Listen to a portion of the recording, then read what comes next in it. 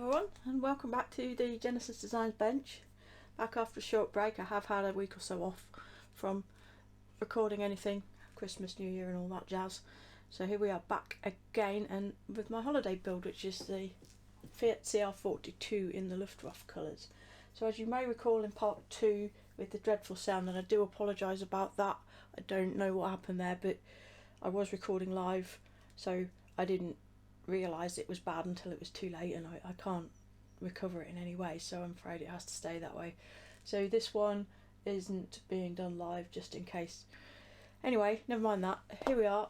This was painted with Tamiya XF27 black green as the base colour for the green, and XF59 desert yellow for the splotches. Went back and forth a couple of times just to get it looking something like I wanted to. And then it had a light coat of X22 clear, thinned with Mr. Colour Thinner, just to seal in the work done so far, because we're going to put more stuff on top of this. Putting that thin clear coat in there just helps to seal everything in and keep it safe.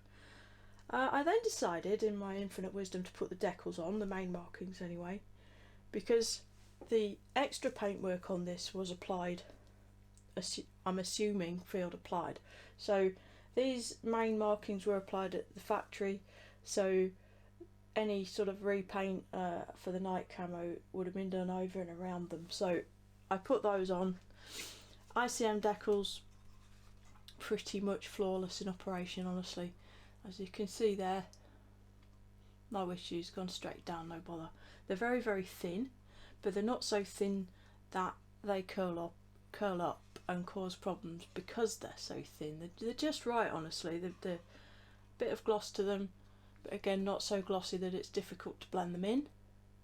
And I used a touch of Tamiya Mark Fit and Mark Fit Strong just to help tap them down. I'm not convinced that solution was desperately needed, but it's a sort of force of habit really. I used it anyway. One downer here, the kit did not come with swastikas. Now whatever your personal feelings on swastikas are, mine are this. They were a thing. They were painted onto these aircraft, so as far as I'm concerned they need to be applied on any replica, otherwise it just isn't right. You don't leave a roundel off an RAF aircraft, do you? Doesn't mean I'm a Nazi. End of story. So kit doesn't include any. I have a set in the drawer of Wolfpack dry transfer swastikas, and I found some in there that matched, roughly the right size, and popped them on. Dry rub should be such a good thing really, so much easier than the decals, but look what happened to this one. There we go. Focus today? Yeah, you can do it, come on. Maybe not. Yeah, there you go. So much pressure was required to get the swastika off the backing sheet and onto the model. It's really difficult to see here, but around this rear upward facing arm, it actually, when I pulled the backing sheet away, it's pulled the paint off with it. So I'm going to have to touch that up a little bit, because I don't want to overpaint the swastikas enough to cover that up otherwise. So I shall cut some Tamiya tapes here, strips roughly that thickness, and just roughly mask that and pop a little bit of green back in there. So the next step from here is applying the night camo. Now the instructions suggest this is done with RLM 74 and 75, the Luftwaffe standard colours, and that's what I've used. We're showing this mottle pattern on the underside of the wings, what looks like a mottle pattern on the top, and all sorts of squiggles and stuff going on the sides. Now I did look, and I can't for the life of me find any images online on Google and the normal sources that show the actual aircraft in question, so there's some assumption here. But here's where I've started out anyway, the top wing. So this is obviously the underside, and I've applied the lighter of the two greys at RLM 74 along the lead, all around all of the edges, and a bit of mottle, and then the darker of the two greys has a bit of extra mottle in there as well. And then on the top, what I've done is extensive squiggle camo. I believe the German word is Wellenmuster. It's quite common on night camouflaged aircraft to have this squiggle pattern going on, and what I've literally done is just quite tight, squiggly wiggly all over, gone back and forth, and it's created this sort of mottled effect. And obviously I've also gone over the top of the main German markings there, and actually in fact also filled in the cross part with the darker green as well, darker grey as well. Again, something you quite commonly see on smaller on the fighters with the filled in centre of the crosses. I don't know if it's right, I don't know if it's wrong, but it looks kind of funky anyway. So that's what I will continue to do with this. The rest of the model is apply this Wellenmuster across the thing. Use the kit plan for a little bit of inspiration. But we'll get started on that in a minute, and I'll take you through some of what I do with that. So here I've touched up around the swastika where the dry transfer paper, the backing paper for dry transfers, has got a little bit of sticky on it, and it pulled off some of the paint around it. So I've touched up around there. As mentioned, I used some strips of Tamiya tape that were cut just with my scalpel. Cut some strips, there's a bit still on here, look, like so. Couple of mil wide, and just built them up around the swastika and touched that in, and a couple of other small areas where the paint got just nipped off by that process. So I've got them, and I've touched up, I masked off the main crosses here, and I just touched up this demarcation between the RLM 76 and the rest of the camo, because I believe it's correct to assume that the original underside colour would have been the grey. This camouflage scheme was done with a grey underside, so this was overpainted in RLM 76. So I've done that, and having done that, I'm now going to mix up some RLM 75 grey, the lighter of the two greys. This is Gunze Sangyo Aqueous H69, so this is the one that you can thin with water if you choose to. I do not. This is what I'm going to mix up now, and we'll start getting some sporty camo on the top of this model. Now this is very thin because there wasn't, you can see how thin that is even from the reflection. There wasn't very much paint left in here, and this is basically at airbrushing viscosity already pretty much. So I'm using my Revolution for this. This is the Iwata Revolution CR, so it's a gravity fed airbrush with a decent sized colour cup on it. CR model. This is the cheaper, I think it's just something just over £100 now in the UK, and this is set up with a 0.5mm needle, so it's not super fine, but for this application I don't believe it needs to be.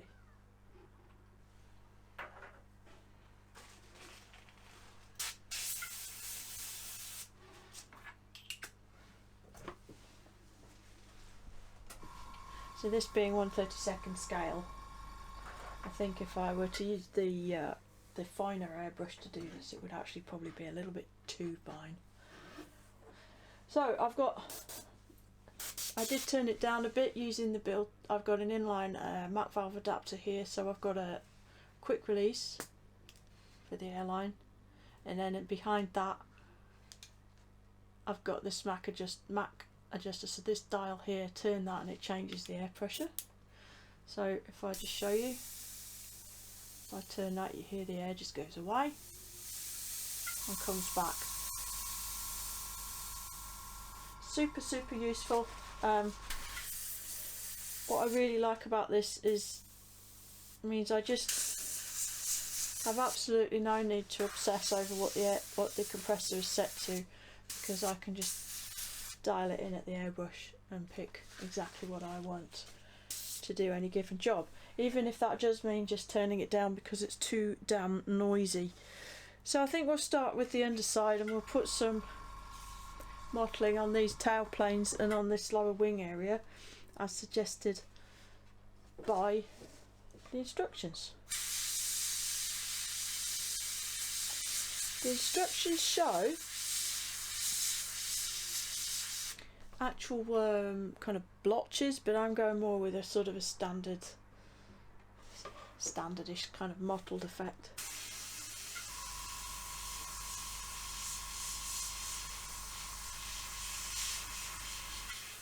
Like so. And the way to do mottling, or the way I have developed, is just keep the airbrush moving.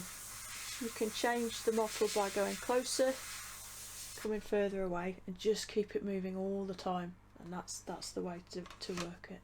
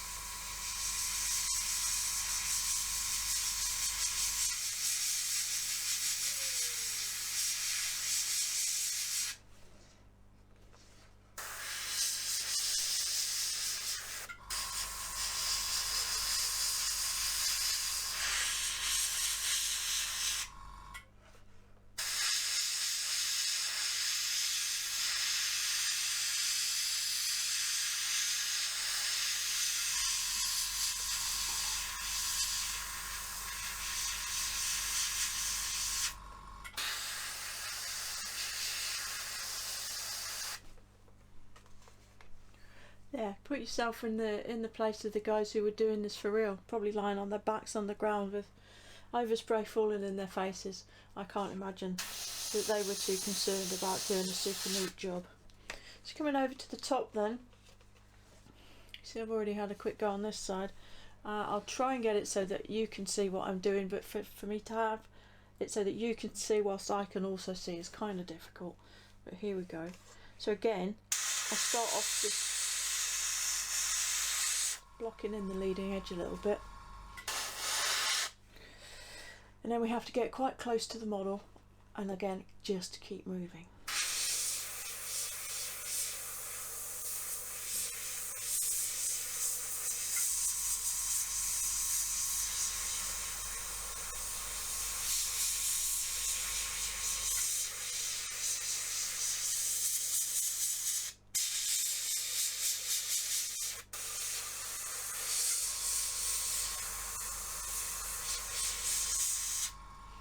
Like so, squiggly squiggly. That's one layer of squiggles. It's really difficult to stay random doing this, but then I guess that's the case for real life people as well.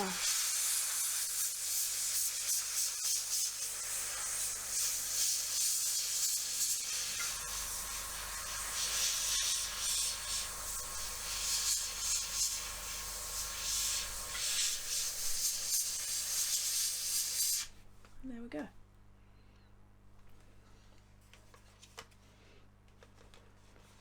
Coming up onto the fin then, fin and rudder.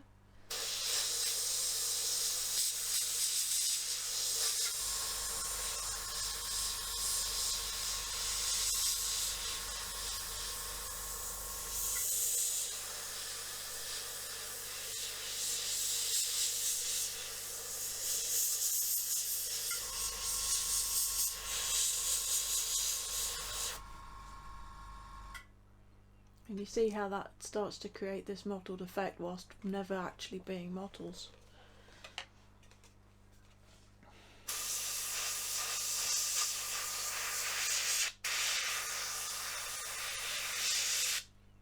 You can't see that, sorry.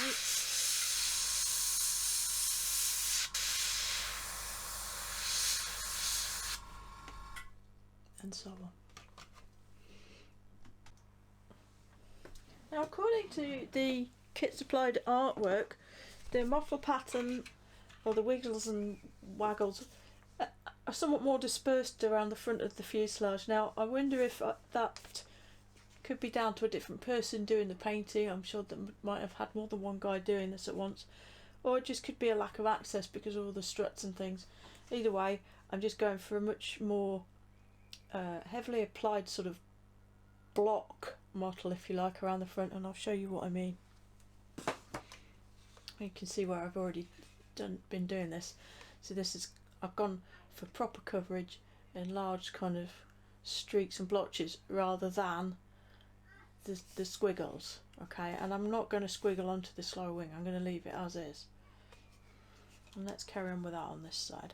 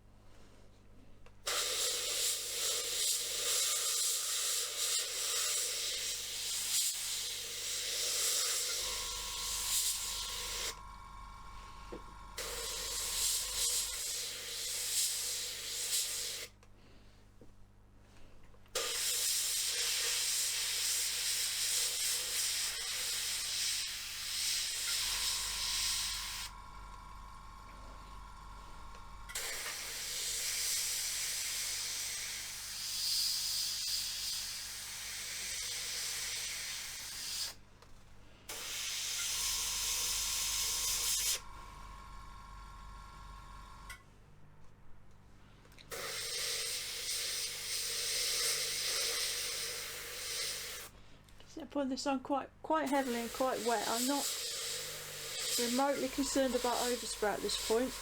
I'm replicating a field applied paint job. It would have had overspray for real, so I'm not concerning myself with it too much.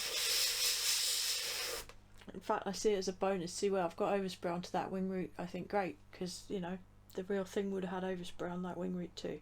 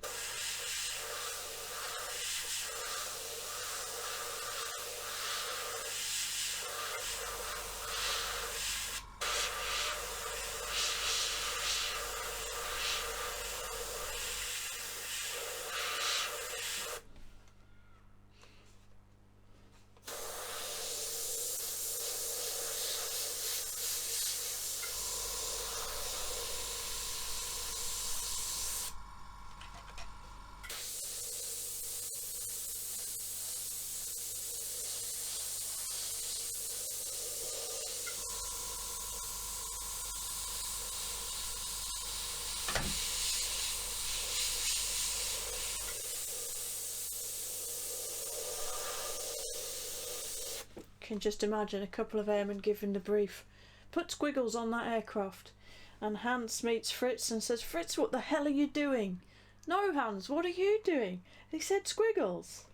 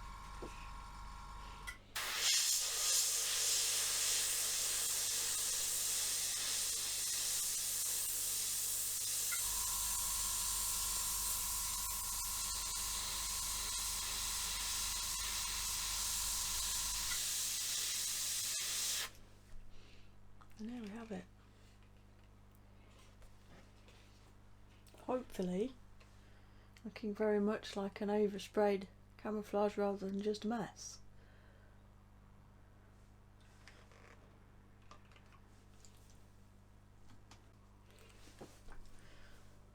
And here it is, all the RLM 75 grey. This is, as I said, H69 Gonsanyo acrylic. That's all on. So we've got the mixture of the tight Wellenmuster style mottling effect on the back half, and then the looser, sort of more general scrawly overspray at the front. I've gone all around the edge of the wing. As I said, I didn't cover over the lower wing and camouflage because I decided I didn't want to. That's not based on any research because, as I said, I couldn't find any photos of the real thing. And then underneath I have applied the normal sort of standard mottle on the lower surface, as I did with the tail planes. That's also carried on where I filled in the leading edges. The logical progression here was to run down the front of that undercarriage fairing on that both sides, and that's the final result on that, which I gotta say I'm quite happy with how that's looking. So next step, see in our drawings we've got these lovely neat splotches which I've obviously strayed away from, but you can see there that the RLM 74 spots are very much in there, and also we've got this dark squiggle up the side, which I'm going to do with RLM 74. Yeah, that is what's suggested as well. So I'm going to go with the RLM 74 squiggle up there, and I might do a very, very light overspray on the cross there, nice neat light overspray on the cross there as well. But I'm now going to mix that up and get that in the airbrush. Okay, here we go. I've gone in there with the RLM 74, the dark grey. This is H68, the Guns Aqueous range again, and we've put that final scribble in on the RLM 76 undersurface area. I decided not to overpaint the crosses at all, just because. I'm just drawing that in with the revolution both sides. Here's the other side. Just a nice random messy squiggle. It's just there to try and break up that pale area a little bit, and added a little bit of the darker grey here and there on the lower wings, just to match what I did on the upper wing. So the idea behind only partially doing the upper wing is this obviously is a much longer span than the lower, so I've just done the parts that will sort of overhang when it's put together. So there you go, that is essentially, get you in frame, there we go, my interpretation of this scheme as it's represented in the instructions. As I've said, I've been at pains to say I haven't been able to find a photograph of this aircraft, much to my annoyance, because I think it could be quite interesting to look at. So this is just my interpretation of that. I did do some research, yes. I found an article in an Italian online publication, which is where I got the information about the sand and green scheme being applied at the factory, hence my assumption that the major markings would have been to some extent oversprayed. But I think it's something we modellers tend to get into our heads, that field applied camouflages must always be untidy. That isn't the case, you know. They do have masking tape in the field, and they do have technicians who take pride in their work, you know, so I don't think field applied automatically has to mean rubbish. Take that as you will, but yeah, this is my interpretation. I think it's a fun one. I think it looks pretty cool, and the next stage from here, I have a few small decals to add. There's some serials on the side, the 35, which is some kind of repair number apparently, the small E8 and the JK. Okay then, let's get these last few decals on this thing.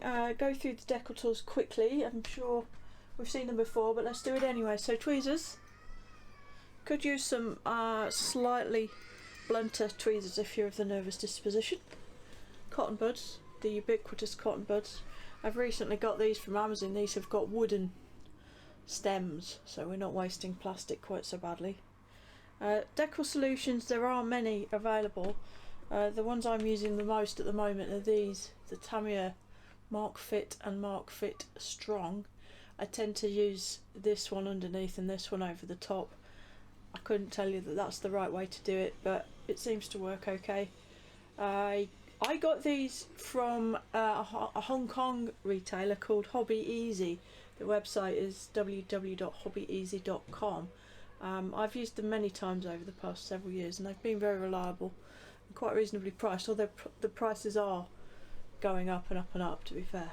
So Tamiya Mark Fit. Water. This is just an old jar. Whenever I went to Spain, used to eat these things by the jar load, and I kept an empty jar, and as you can see I've had it a while. There's lots and lots and lots of markings that have been applied to that over time.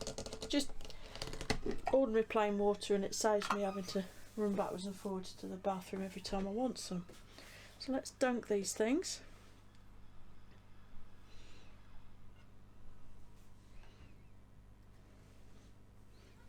I figured I might as well show you because there are so few to put on, and it just shows real time just how easy to use these ICM decals are. I know in the past I've built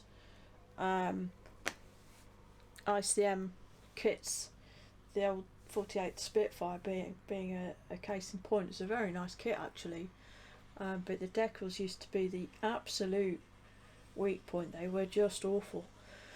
Not so anymore. ICM decals on all the kits I've done recently have been absolutely superb, which I'm going to show you now.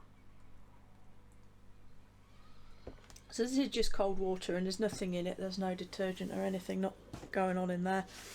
I know some people talk about using warm water, and I believe that can be useful with some more stubborn decals. It'd probably be overkill with these. So let's start with the small E8s. Once we know they're moving, which they're starting to, get rid of them.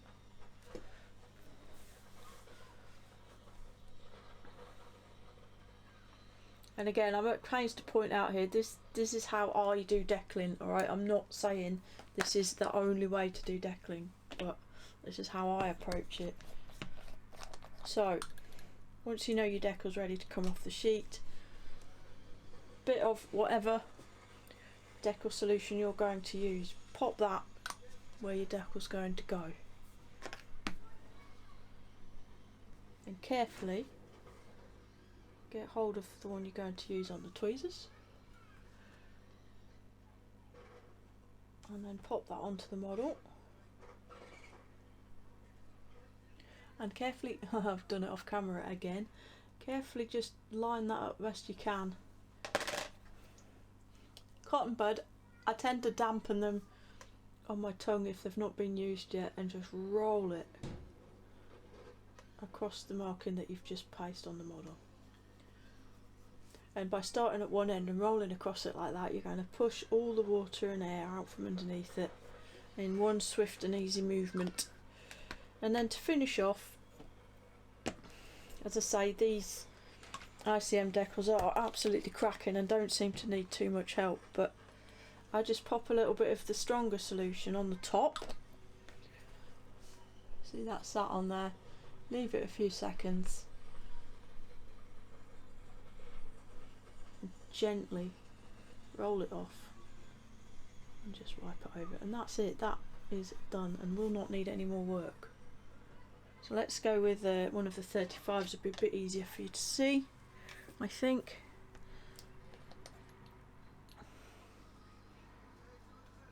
Just cover a large area.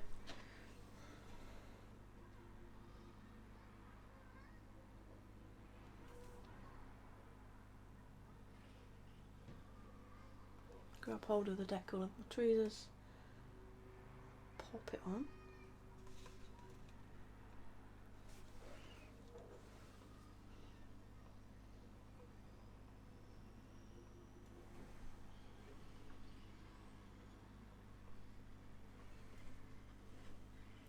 Try and line it up best you can. There you go. This is some sort of hand applied moniker, which is why it's a bit dodgy looking and why I'm not too worried about it being super straight. There we go. Bear in mind also that these are going on over the top of all my models. This isn't a perfect smooth gloss surface. I don't particularly want to get involved in the whole do you need a gloss coat debate right here and now. The fact is you do not. However, it does make life easier, and that is also a fact. There is grey area, folks. If I was going to be applying large decals with big areas of clear decal film, like large serial decals, things like that, onto this surface, I would absolutely put another gloss coat over it first. But here you go. That's ICM decals for you. Very, very sharp, crisp, nice and easy to use, and you can see how easily they've gone down. How quickly, with the minimal setting solutions and minimal preparation, frankly. They're very, very good. Anyway, I'll turn it off, stick the rest of them on.